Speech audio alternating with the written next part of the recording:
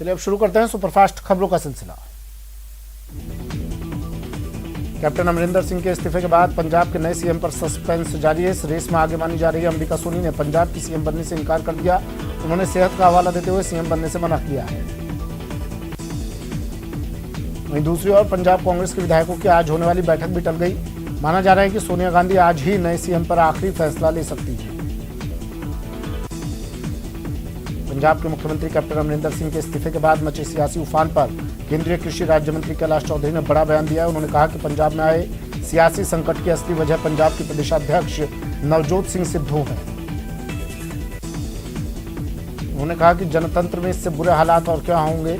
जिस नेता के नेतृत्व में सरकार बनी वही जब आहत महसूस करे तो कांग्रेस की नीतियां साफ जाहिर होती है। उन्होंने कहा कि जो राष्ट्र विरोधी ताकतों से गलभैया करता है उसे बढ़ावा देना कांग्रेस की नीयत को साफ जाहिर करता है। बीजेपी के प्रदेश अध्यक्ष सतीश पूनिया ने कहा कि कांग्रेस पार्टी में लोकतंत्र नहीं है, जिसके चलते खुद की सरकार होने के बावजूद भी स्पीकर से मतभेद होते हैं और सदन चलाने में बाधा आती है। वहीं खुद के सीएम बनने के बारे में बीजेपी प्रदेश अध्यक्ष सतीश पूनिया ने कहा कि हमारा लक्ष्य राजस्थान में कांग्रेस को हराना है। सीएम के फैसले तो पार्टी लेती है। पंजाब में मचे सियासी तूफान के बीच राजस्थान में विधानसभा अध्यक्ष सीपी जोशी को दिल्ली बुलाए जाने पर केंद्रीय कृषि राज्य मंत्री कैलाश चौधरी ने बड़ा बयान दिया है। उन्होंने कहा कि कांग्रेस के आपसी टकराव से सरकार का कार्यकाल पूरा करने पर पूरी अनिश्चितता है। कोई बड़ी बात नहीं कि राजस्थान में इसी साल विधानसभा चुनाव हो जाए। चौधरी यही नहीं रुके। उन्होंने कहा कि राजस्थान के इतिहास में ऐसा पहली बार हुआ है कि सत्ता पक्ष में मंत्रियों के रवैये के कारण विधानसभा अध्यक्ष को विधानसभा की कार्यवाही को स्थगित करना पड़ा। अपनी सरकार के 4.5 साल पूरे होने पर आज यूपी सीएम योगी आदित्यनाथ ने अपने कार्यकाल का रिपोर्ट कार्ड पेश किया और सरकार की उपलब्धियां गिनाई।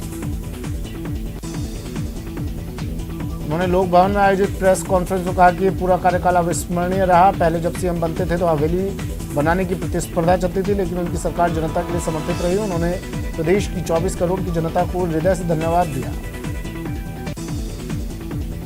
समाजवादी पार्टी के अध्यक्ष अखिलेश यादव ने यूपी सरकार पर जबरदस्त हमला किया है। सरकार को दम्भी सरकार बताते हुए उन्होंने कहा कि जुमलेबाज सरकार है। यही नहीं, उन्होंने कहा कि नहीं चाहिए ऐसी सरकार जिसका सच है ठग का साथ, ठग का विकास, ठग का विश्वास।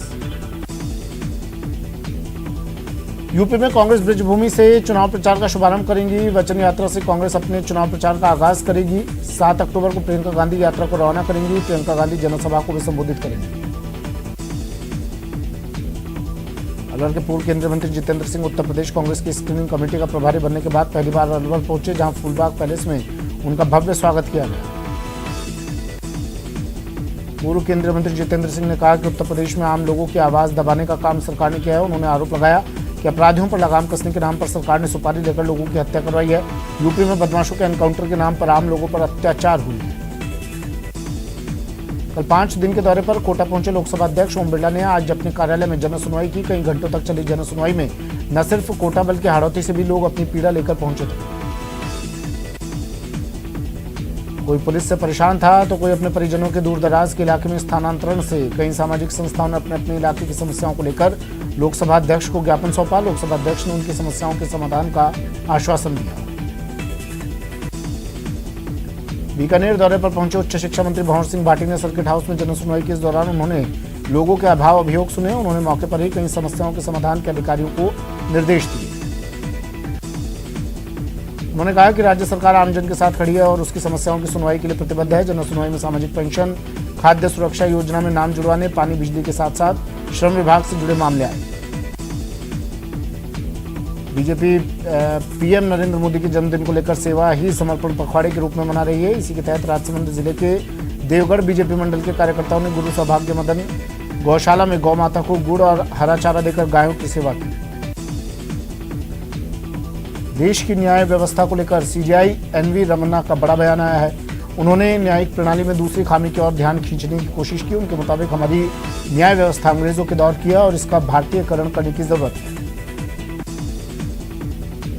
नागौर जिले के इंद्रास गांव के जवान हेमेंद्र गोदारा को आज अंतिम विदाई दी गई। शहीद को अंतिम विदाई देने के लिए भारी संख्या में लोग पहुंचे। इस दौरान लोगों ने देशभक्ति के नारे लगाए।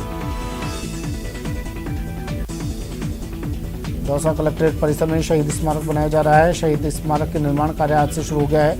इसका शुभारंभ दौसा विधायक मुरारी लाल मीणा, पुलिस अधीक्षक अनिल बेनीवाल, सभापति ममता चौधरी ने पट्टिका का अनावरण कर दिया। आज से यूएई में आईपीएल 14 का पार्ट 2 यानी दूसरा फेज शुरू होने जा रहा है। दूसरे फेज का ये रोमांच करीब करीब 1 महीने तक चलेगा। आईपीएल 2021 का फाइनल मैच 15 अक्टूबर को खेला जाएगा। चेन्नई सुपर किंग्स और मुंबई इंडियंस के बीच पहला मुकाबला शाम 7:30 बजे से इंटरनेशनल क्रिकेट स्टेडियम में खेला जाएगा। दोनों ही टीमों के बीच इस मुकाबले के बेहद रोमांचक होने की उम्मीद है। आईपीएल के दूसरे फेज का ये रोमांच करीब करीब 1 महीने तक चलेगा। टोक्यो पैरालंपिक में सिल्वर मेडल जीतने के बाद पहली बार अपने गांव पहुंचे देवेंद्र झाझड़िया के चूरू जिले की सीमा में प्रवेश के साथ ही स्वागत सत्कार का जो सिलसिला शुरू हुआ वो गांव झाझड़िया की ढाणी तक लगातार जारी रहा। कलेक्ट्रेट सर्किल पर बीजेपी पदाधिकारियों ने देवेंद्र झाझड़िया को माला पहनाकर अभिनंदन किया। इससे पहले उन्होंने बाबा साहेब भीमराव अंबेडकर की मूर्ति पर पुष्पमाला अर्पित की। राष्ट्रीय अवार्ड कमेटी में चयन होने पर भारत सरकार का आभार जताते हुए झाझड़िया ने कहा कि खेलों और अवार्डों में पारदर्शिता लाना उनकी पहली प्राथमिकता रहेगी। उन्होंने कहा कि उनकी पूरी कोशिश रहेगी कि जिले से निकलने वाली खेल प्रतिभाओं को हर संभव सुविधाएं मिले। आज अनंत चतुर्दशी है। इस मौके पर राजसमंद जिले के नाथद्वारा बस स्टैंड पर विराजित भगवान गणेश को 56 भोग का प्रसाद लगाया गया। साथ ही भजन संध्या का आयोजन किया गया। बीकानेर में आज अनंत चतुर्दशी पर भगवान गणपति की विशेष पूजा की जा रही है। 10 दिन से चल रहे गणेश महोत्सव के समापन अवसर पर आज गणपति का अभिषेक, विशेष श्रृंगार, मोदक का प्रसाद लगाकर हवन और कथा का आयोजन किया जा रहा है। अब तक दुनिया भर में करीब 22 करोड़ से ज्यादा लोग महामारी की चपेट में आ चुके हैं। अमेरिका के बाद सबसे ज्यादा कोरोना मामले भारत में ही दर्ज किए जा रहे हैं। देश में कोरोना मामले एक दिन में एक बार फिर 30,000 से ज्यादा बढ़े हैं। 24 घंटों में 30,473 नए कोरोना केस और 309 कोरोना संक्रमितों की जान चली गई। 38,945 लोग कोरोना से ठीक भी हुए। कोरोना महामारी की शुरुआत से लेकर अब तक कुल 3,33,81,000 लोग संक्रमित हुए। इनमें से 4,44,248 लोगों की मौत हो चुकी है। अब तक 3,34,48,000 लोग ठीक भी हुए हैं। देश में कोरोना एक्टिव केस की संख्या 4 लाख से कम है। कुल 3,32,158 लोग अभी भी कोरोना वायरस से संक्रमित है जिनका इलाज चल रहा है। केरल में संक्रमण के नए मामलों में गिरावट देखने को मिली और संक्रमण के 19,352 नए मामले सामने आने के साथ ही कुल संक्रमितों की संख्या बढ़कर 44,88,840 हो गई। 143 मरीजों की मौत के बाद मृतकों की संख्या बढ़कर 23,439 हो गई। 18 सितंबर तक देश भर में 80,43,72,000 कोरोना वैक्सीन के डोज दिए जा चुके हैं। बीते दिन 85,42,000 टीके लगाए गए। वहीं आईसीएमआर के मुताबिक अब तक करीब 55,23,00,000 कोरोना टेस्ट किए जा चुके हैं। बीते दिन 15,59,000 कोरोना सैंपल टेस्ट किए गए जिसका पॉजिटिविटी रेट 3% से कम है। देश में कोरोना से मृत्यु दर 1.33% है जबकि रिकवरी रेट 97.66% है। एक्टिव केस 1.02% है। कोरोना एक्टिव केस मामले में दुनिया में भारत अब 8वें स्थान पर है। कुल संक्रमितों की संख्या के मामले में भारत दूसरे स्थान पर है जबकि अमेरिका ब्राजील के बाद सबसे ज्यादा मौत भारत में हुई।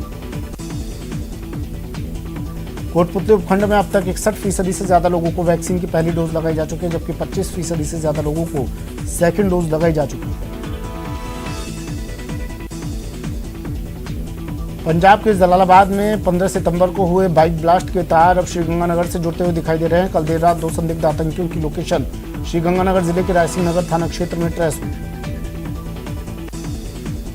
इसके बाद पंजाब और राजस्थान पुलिस आतंकियों की तलाश में सर्च ऑपरेशन चलाया जिसमें आतंकी को गिरफ्तार कर लिया गया और गिरफ्तार आतंकी का नाम सुखविंदर सिंह और उर्फ सुक्का बताया जा रहा है। महिला अत्याचार को लेकर अलवर पुलिस एक बार फिर कटघरे में। इस बार थाने में मारपीट और दहेज प्रताड़ना की रिपोर्ट दर्ज करवाने आई एक महिला को पुलिस ने गिरफ्तार करवा दिया। मिली जानकारी के मुताबिक पीड़िता थाने में पति राजेश, सास मूली देवी, जेठ हरदयाल, देवर महेंद्र सिंह के खिलाफ रिपोर्ट दर्ज करवाने आई थी लेकिन महिला थाना पुलिस ने उसका मामला दर्ज नहीं किया जिस पर उसने अपने मोबाइल से वीडियो बनाना शुरू किया।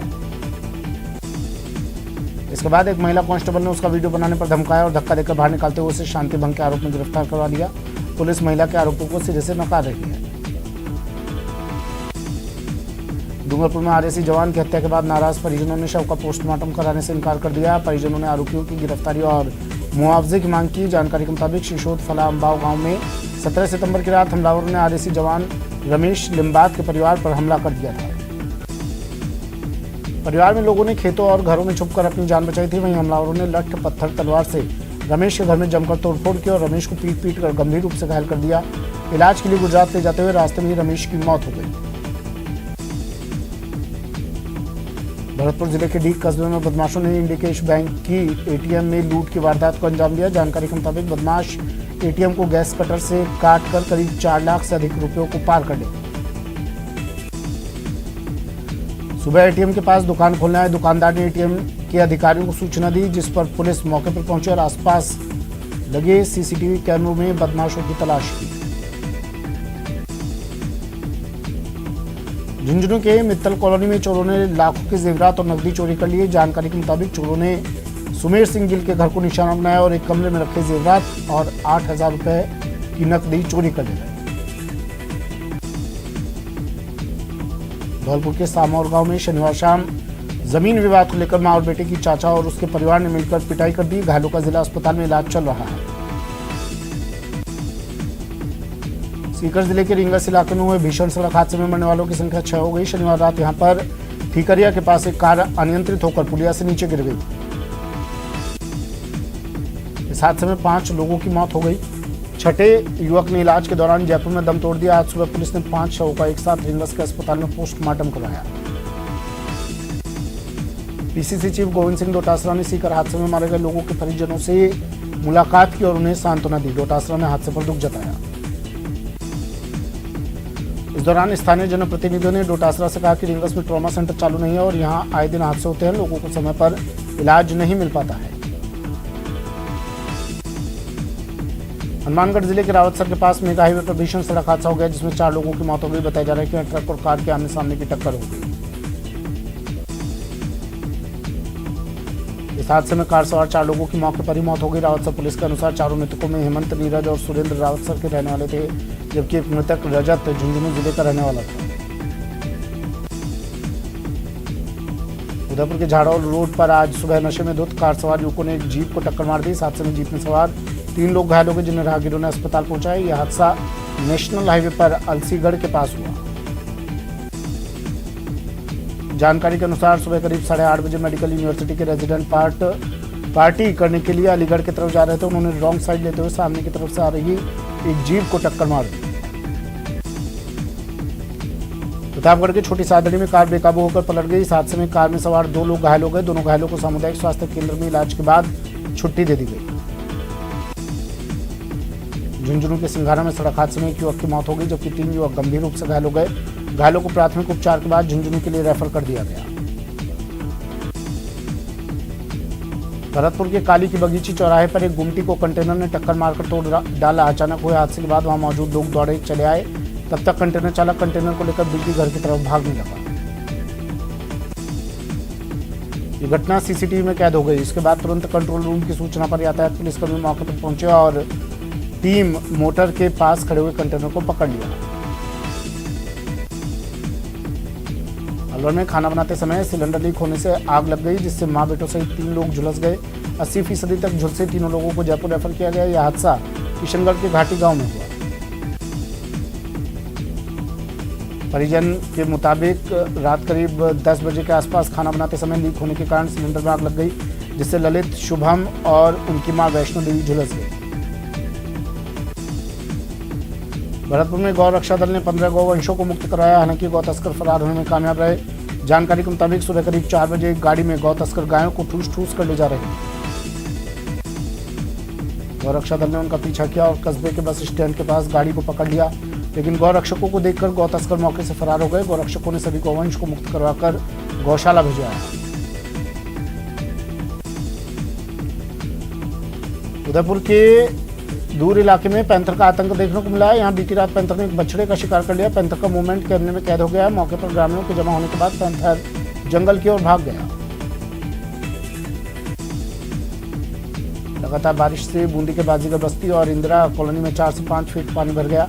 अचानक कई घरों में पानी भर गया, जिससे लोगों के बिस्तर, कपड़े, फ्रिज, कूलर गीले हो गए। इस बीच लोगों ने इस हालत के लिए शहरी प्रशासन को दोषी ठहराया है। उन्होंने आरोप लगाया कि नालों की सफाई नहीं होने के कारण लोगों के घरों में पानी भर गया। उन्होंने प्रशासन से मुआवजे की मांग की। बूंदी जिले में लगातार हो रही बारिश के कारण जिले का सबसे बड़ा बांध गूड़ा बांध छलकने लगा है, जिसके बाद बांध के 10 गेट खोल दिए गए। इस कारण बांध के आसपास बसे कई गांवों में पानी भर गया। वहीं मेज नदी में उफान है, जिसके कारण पुलिया पर पानी भर गया। वहीं बांध के गेट खोले जाने पर लोगों ने नाराजगी जताई। टोंक में पुलिस की गिरफ्त से बचकर भागना 2 जुआरियों को भारी पड़ गया। भागने के दौरान जुआरियों ने तालाब में छलांग लगा दी और भागने की कोशिश करने लगे। हालांकि जल्द ही उनकी सांसों में उनका साथ देना बंद कर दिया। ऐसे में जुआरियों ने थानेदार से जान बचाने की गुहार लगाई। थानेदार ने भी देर नहीं की और वर्दी उतारकर तालाब में छलांग लगाकर दोनों जुआरियों को बचा लिया। बाद में दोनों को पचेवर अस्पताल ले आए और उनका इलाज करवाया। घटना सांस गांव की है, जहां जुआरियों को पकड़ने के लिए पुलिस ने छापेमारी की। काली सिंध नदी में उफान आने के बाद कोटा के इटावा का जिला मुख्यालय से संपर्क कट गया है। नदी में उफान के कारण काली सिंध पुलिया पर करीब 6 फीट पानी भर गया है। वक्त एक ब्रेक का, जल्द हाजिर।